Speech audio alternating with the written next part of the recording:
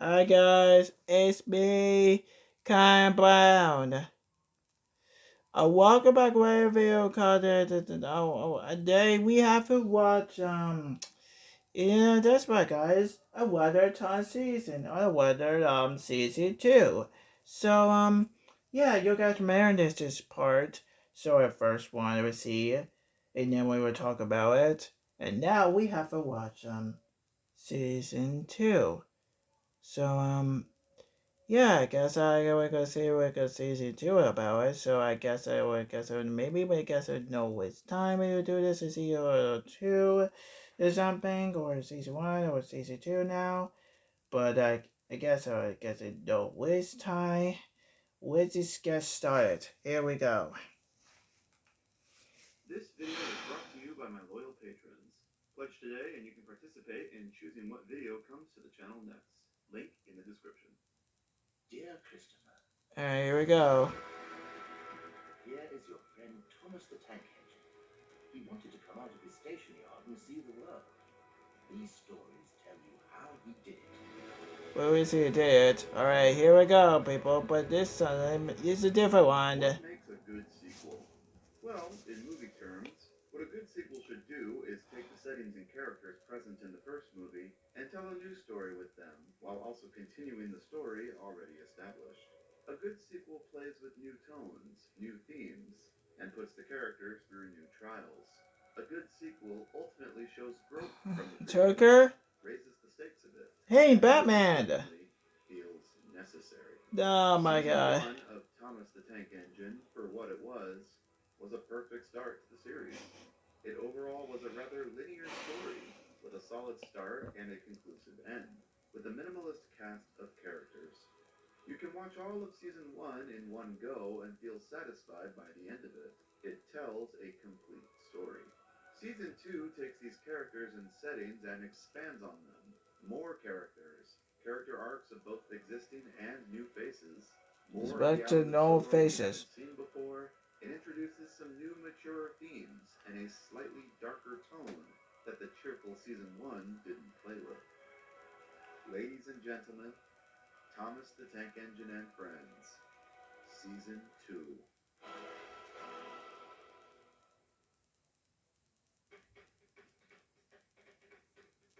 After the warm reception of Season 1 and its home run success in video sales, it was very quickly another season of Thomas was greenlit. Production on the second season started in early 1985. Alright, so I guess maybe I will watch season 2 continued the same production team through Clearwater Features. David Bitton returning as director, Robert Cardona returning as producer, and Mike and Jr. returning as Mike and Jr. Even Ringo Starr came back again as the show's narrator. Everyone involved with Season 1 made a return to this season. From a production standpoint, everything was pretty much the same, with only one big change: where it was filmed. Season 2 was the first season to be filmed at Shepperton Studios in England, where the remainder of the show would be filmed from then on. This new season presented a unique challenge. What stories would they adapt this time around? Season 1 very linearly followed the outline of the Railway series books, covering the stories of the first 8 books in order, while combining some here and there. They could have just picked up right where they left off, starting with Edward's book, and doing everything after it. Some of the books in that lineup would be impossible to adapt due to the limitations of the model sets. For example, they couldn't do the Skarloey books because they hadn't figured out how to do narrow gauge yet. They couldn't do stories that featured weird one-off foreign engines because the budget wouldn't allow them to build new characters that'd appear in only a single scene. But the biggest issue of all was that the next few books had shockingly very little Thomas in them. Alright, Thomas. Show creator Brett Allcroft made the decision to focus the show around the character of Thomas, instead of having it be an ensemble series like the books. Well, from a marketing standpoint, Thomas the characters of books is crazy, but see some of the drawbacks of that. They had a contract in place that all episodes in the show had to be based on existing Audrey-written print material. The show was not allowed to write its own stories at this time. Well, they used up most of the Thomas-centric stories in the books in Season 1, leaving very few left, so they were pretty strict Thomas-centric Actually, what the The heck Brand is New Thomas Thomas Percy your season with face? little episodes What focused the on Thomas heck? himself just wouldn't fly. By 1986, though, Chris Audrey, the son of Wilbert Audrey, had rebooted the book series. So Britt Allcroft and Co. commissioned him to write a new book solely about Thomas, so they'd have a selection of Thomas-centric stories to use for the show.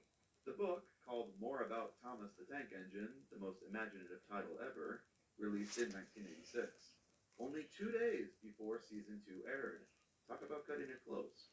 Three of the four stories in the book became episodes: Thomas Percy and the Coal, The Runaway, and Better Late Than Never. Weirdly, the final story, Drip Tank, was dropped for unknown reasons. My assumption is because season 2 was already very Percy heavy, and they didn't want another Percy story in the lineup. But I'll get more into that in a bit. Some other stories came from different sources that were not present in the books. One episode, Thomas and Trevor, was taken from a one off story written by Chris Audrey that would later become a story in an annual. Technically, it was Yeah, an earlier just series, but it was written by an Audrey, so it was fair play. The finale episode, Thomas and the Missing Christmas Tree, was again based on a one off book written specifically to tie basic in with Christmas season 2, tree. not a main series one. Unlike season 1, which was a linear telling of the stories in the first 8 books in order, season 2 became a compilation of Yeah, stories season randomly booked two. and numbered. Alright, so I All of guess the other I. book stories, most of the Percy book stories, most of the Duck and Diesel book stories, some of Branch Line Engines, some of Mainline Engines, the first 2 stories of Tramway Engines, some stories pulled from a book written specifically for TV, a random annual story, and another one-off Christmas story to finish the season off. Seems like a total mess compared to how straight edge and linear season 1 was, but somehow they made it work, cleverly creating a loose, top level narrative in which everything feels connected. Season 2 was also the year of cancelled episodes. Several stories from the books were considered for this year, including Percy's Promise, Doubleheader, and Oh, Goldfellow's Phone. the show None that of you these made it to cancel? filming stage. But However, the most famous excuse me. cancelled episode was The Missing Coach, aka the first story of the Donald and Douglas Let plot me arc, see your which was coach. nearly complete when Britt cancelled it towards the end of filming.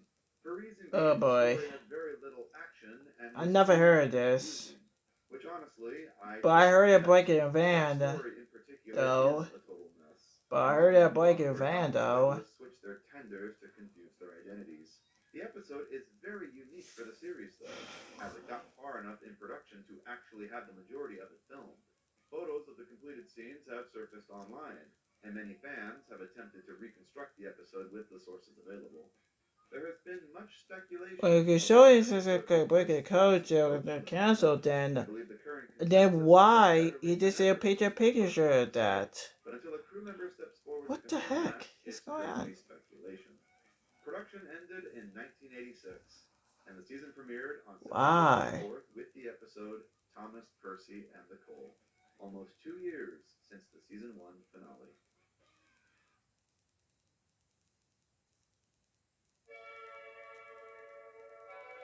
Season 2 has the reputation among fans of being the gritty season.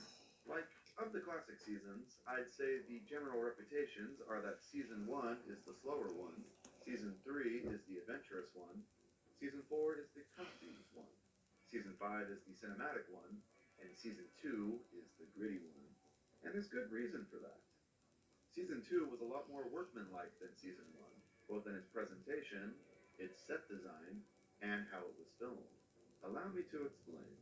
Let's first talk about the camera work. Going straight from Season 1 to 2, the biggest new innovation of the show visually is how much they play with how they use the camera. There is so Play much the more movement cameras, than is dude. this year, with an abundance of panning and zooming and tracking shots. And when I say an abundance, I mean literally almost every single episode has an impressive moving camera shot. Some have several. The only episode to not feature a moving shot in any regard is The Runaway. That's literally the only one. I checked. In fact, let's count them. Alright. Wait. Why was this a ding ding boy? Wait. Okay. don't know why you have a thing for. You're supposed to count to somebody all the way? Yeah, that's it. Edward James.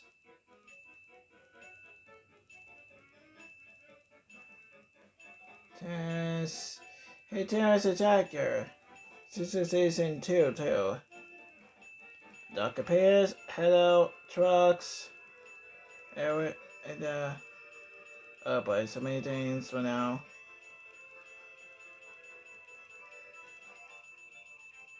I think you all get the picture at this point. Season 2 loves moving the camera around.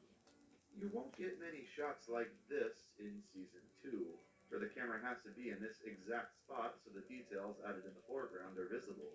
Let's keep in mind that Season 1 was filmed in a small studio, in what was no bigger than an average household garage, and that would have played a big factor in the decision to keep the camera static for most of that season.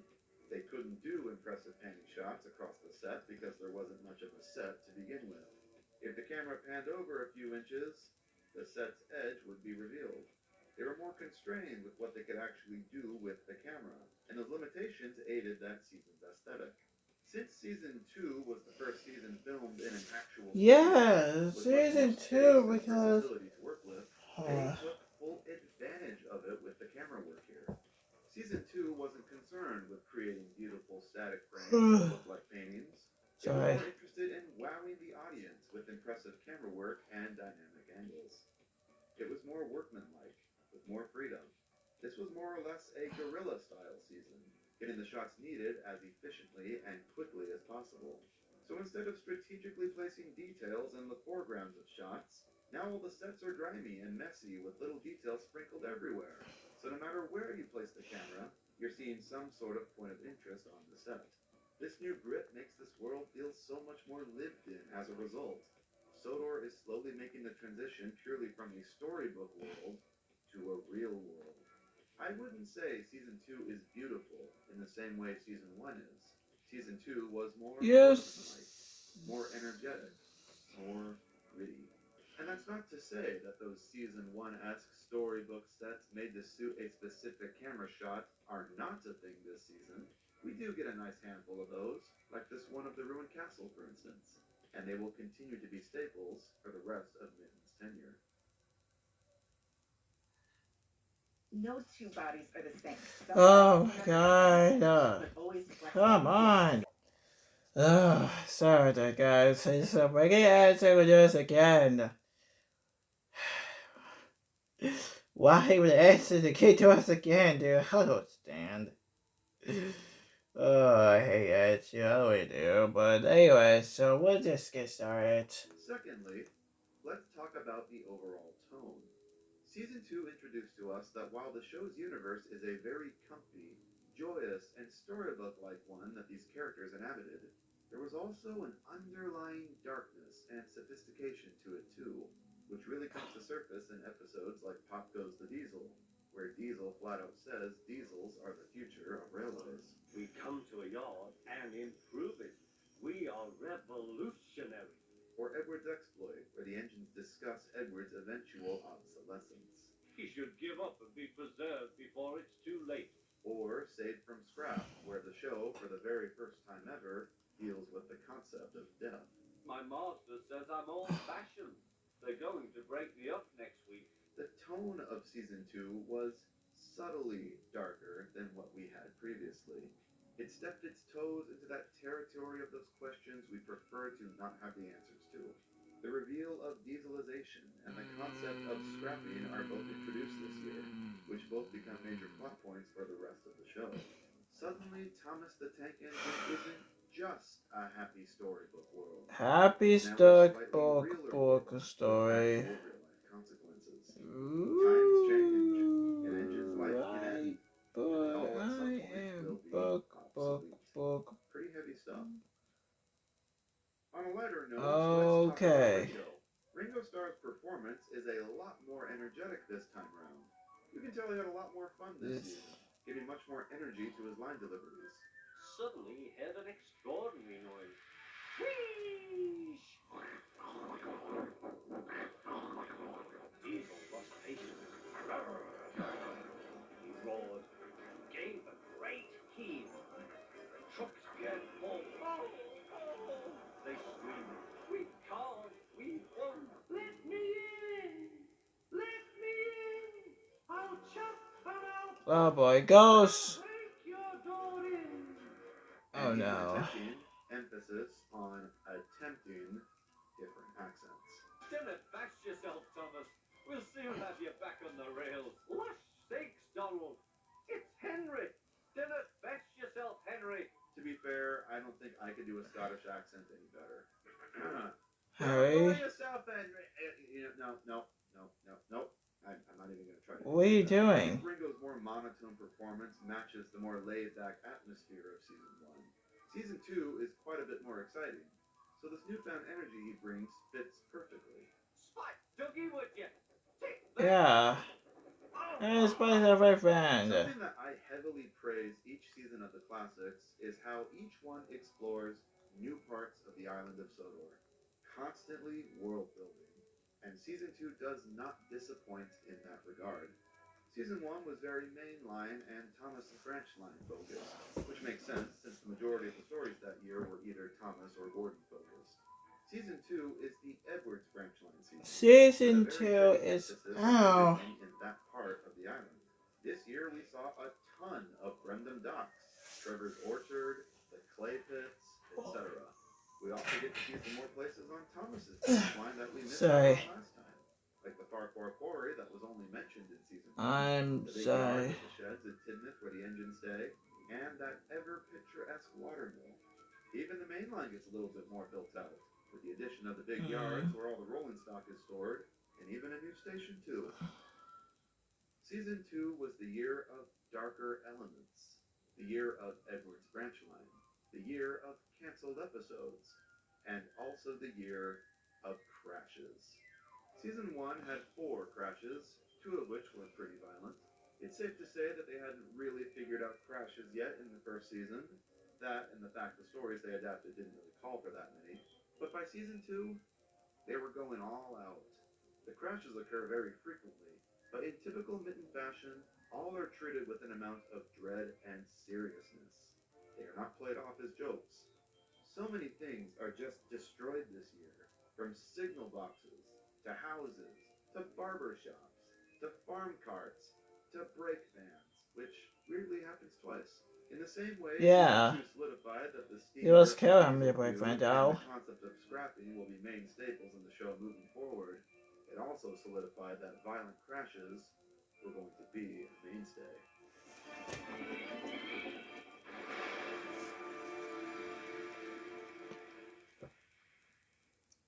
Yeah. Let's now get into the characters. We got a whole lot to cover here. Whoa, my When it god. comes to who got to do stuff this season, Percy is clearly the season's winner, with a grand total of 8 lead roles. Woo, Thomas yay, is in good second with person. 7, Yeah, and Percy, Eddie I is know. in third with 6. Fuck yeah, wait, Season 2 beefed man. up a lot of the characters that were sort of shafted in season 1. This was the year of Edward and Percy, the 2 of the 7 mains who got very little focus in season 1. Even Bertie the Bus gets some beefing up, with 2 major roles this time around. That's a lot for him. Thomas, as always, gets his fair share of time in the spotlight. And in every major Thomas appearance this season, he is a jerk. If we hurried Jerk? across the viaduct, it might collapse. And then you'd have no passengers at all. What would you do then? Run my train on time, for one thing. In fact, this is probably the jerkiest Thomas season of them all. He's at his worst here. Every time we see him, he has a bone to pick with someone about something.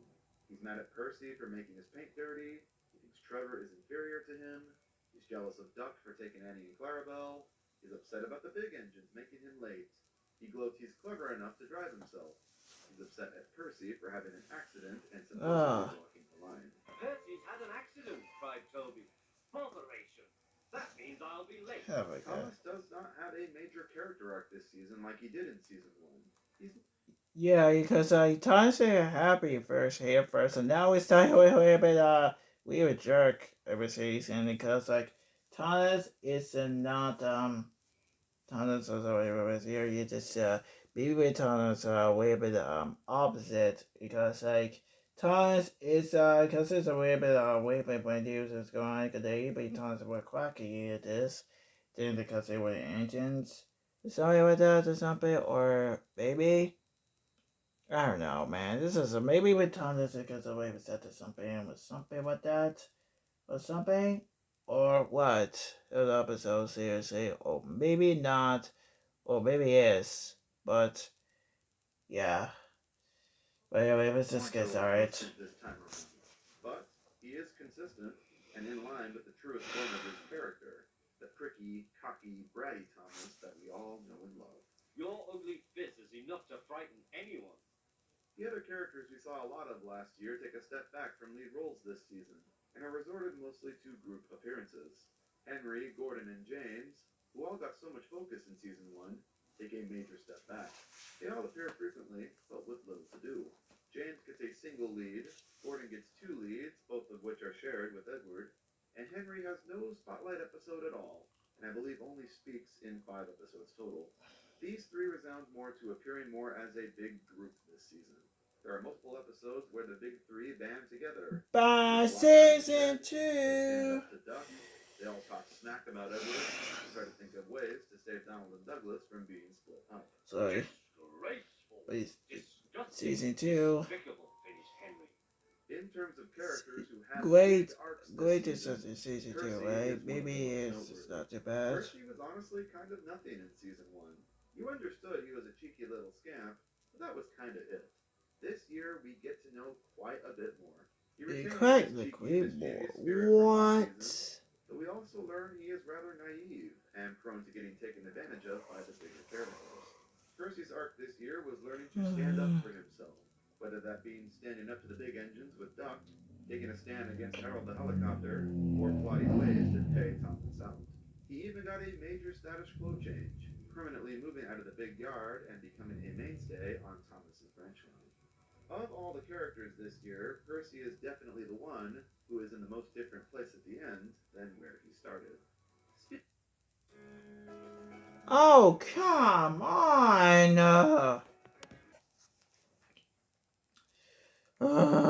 I hate it so much. I hate it. Alright. Let's get going. Starts. The season's opener, Thomas, Percy, and the Coles, solidified that Thomas and Percy are best frenemies, and sets course for them being the show's main duo moving forward. This is an interesting development, considering the main pairing in season 1 was Thomas and Gordon. The show seemed to very quickly ditch that duo being the main one for the series, and it makes me wonder if this was the reason they decided to have the seemingly out of order Thomas, Percy, and Nicole as the premiere episode. It was like the show's way of saying, Thomas is back, baby, and Percy is now one of the main characters. Thomas and Percy are the show's 2 mains from here on out. Steam versus Diesels, scrapping, violent crashes, and a Thomas and Percy duo. Season 2 really set up a lot of staples for the show. Wow, dang, dude, this is a lot. There were several new characters introduced this year, and all of them have their own little individual arcs. I'm not going to go over all of them, but there are a couple I do want to quickly mention. No. Duck is probably the biggest of all the newbies this year, and he is a noteworthy standout because of his involvement in the Diesel plot arc, which is the heaviest of the season in my opinion. Duck is an interesting new character, being the show's 3rd big station pilot engine. He's maybe something else to do. Thomas and Percy were both very cheeky to the big engines and prone to getting taken advantage of, while Duck is someone who is able to stand on his own ground and isn't afraid to talk back. Shut up. You're all jealous. The phenomenon of dieselization was a big topic this year, so naturally we were introduced to several diesel characters. Diesel, as the first diesel in the series, of course posed a threat to the steam engines, who were all too ignorant in his intro episode to fully realize that. After Diesel's departure, the audience is left with a gross taste in their mouths for Diesels. They are the bad guys of the show moving forward. That's why I appreciate this season also introduced Boko, who is the antithesis for the Diesel argument. This is where I find season 2 very clever for how it weaved its seemingly random bunch of stories together. Having Diesel and Boko introduced... Hey, Diesel and Boko. Diesel represents the worst of Diesels, while Boko represents that not all Diesels are bad. He's an easygoing, humorous guy. in great contrast to the slimy types like Diesel. And we also got Daisy introduced this year too, who stands somewhere in the middle. With the introduction of these three, by the end of the season, Oh, you know well, that here some we heroes are go, bad and something. some are not so bad. I really like that. This is not a simple black and white world. There's much more nuance to it. This is way better by The news, MVP guy, of the but season, I think that award rightfully goes to Edward. This is the heaviest Edward season ever. There are no other seasons that have this many Edward episodes. Edward's arc this season is a happy coincidence of the random stories they strung together for this lineup. here we It works curse because we it, have the Edward really. book stories at the beginning of the It's just season a farm that show how animals. Edward is It's getting a older everything and more farm, important. farm animals. Bearings were worn, and he clanked as he puffed along. Over the course of the season, we are reminded numerous times by characters that Edward is old and not very respected by them. Edward is impossible. He clanks about like a lot of old iron, and he is so slow he makes us wait. Just pathetic. He should give up and be preserved before it's too late. People say I'm old-fashioned, but I don't care. And it all finally He builds don't up to the care. grand finale with Edward's exploits. He The big don't episode where care Edward about proves it. one final He time don't he isn't care. a whistled He engine once don't and for care. all. Duck and Boko saw to it that Edward was left in peace. Gordon and James remained respectfully silent. This arc, paired with Edward's abundance of supporting roles and all the focus on his branch line, really made it seem like Edward was the show's main character this season. I think an argument can be made that Percy also deserves the MVP title. But I'm going to give it to Edward here because I have a feeling Percy may be getting that award a couple times in the seasons following.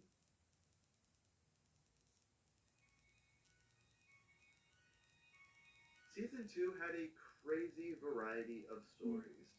From lighthearted, simple stories like Thomas and Trevor, to exciting, tense ones that revolve around a chase sequence like Old Iron or A Close Shave, to more somber, melancholic ones like Dirty Work or Saved from Scrap.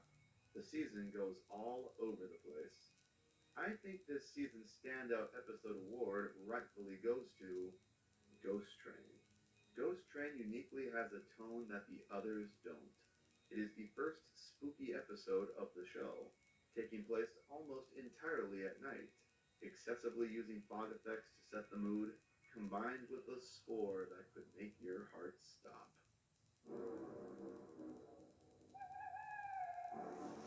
Of course it is. Maybe it is, but oh well. This was an episode that always stood out to me as a kid. It leaves quite an impact. There are no other episodes like it in this season. In my opinion, the episode that sums up season 2, and this might be a bit of a bizarre choice, is Wrong Road. Wrong Road is What? what season 2 is known for. The Steam versus Diesel feud, Edward presence, very impressive camera work, cool night shots, industrial sets, an atmospheric tone, etc. It's all here. Wrong Road has it all. It is very uniquely season 2. I hate calling the worst episode of each season the worst one, because the connotation of worst implies it is bad. One the But worst? that's not the case. There are no bad episodes in these first few seasons, in my opinion, but there are ones that are weaker than others. And my choice for the weakest of the lot this year goes to Better Late Than Never. I do like the episode, and I like that it follows up on Thomas and Bertie's Better rivalry. wait forever, I man. reckon I could beat you now. Nice continuity there. But in a season that is very plot driven, where every story is a part of some multi episode arc, this episode doesn't really relate to anything and just sort of wastes time. It exists just so Thomas could have another spotlight episode this year, and that's really it. He was really fighting for the limelight this year with all the Percy and Edward focus. A shame that the Thomas Spotlight Hog syndrome, something the later seasons are plagued with, had its roots this early in the series. I suppose this episode also feels like filler because it potentially is just that, considering it's the currently supposed replacement episode for The Missing Coach. So in that regard, this sort of nothingness pretty much adds up. It is just filler. That being said, it's not a bad episode. but it just feels very unimportant in a season full of plot arcs.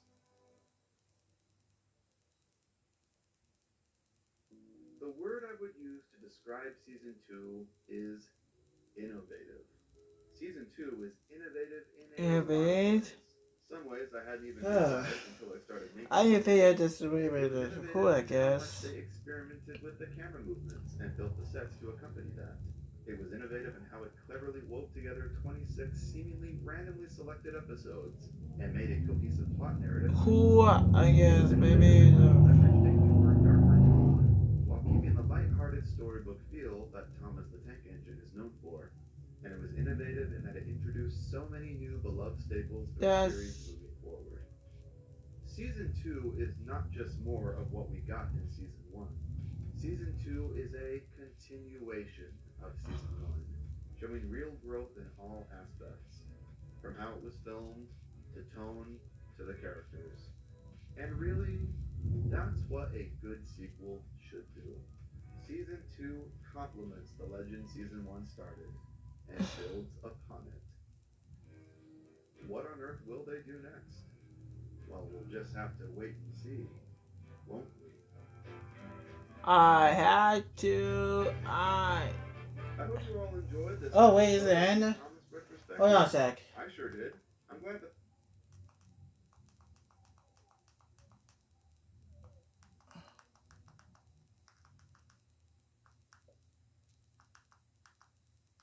First episode Alright, went hold over on. there Okay, quickly enough. alright. This is a series I have Okay, really hold been on. We enjoying just a since way the bit, start. way bit More more, than this, but it's starting to but take this shape, we so just I'm a way excited to bit see made how it will first. evolve as we get into the later seasons.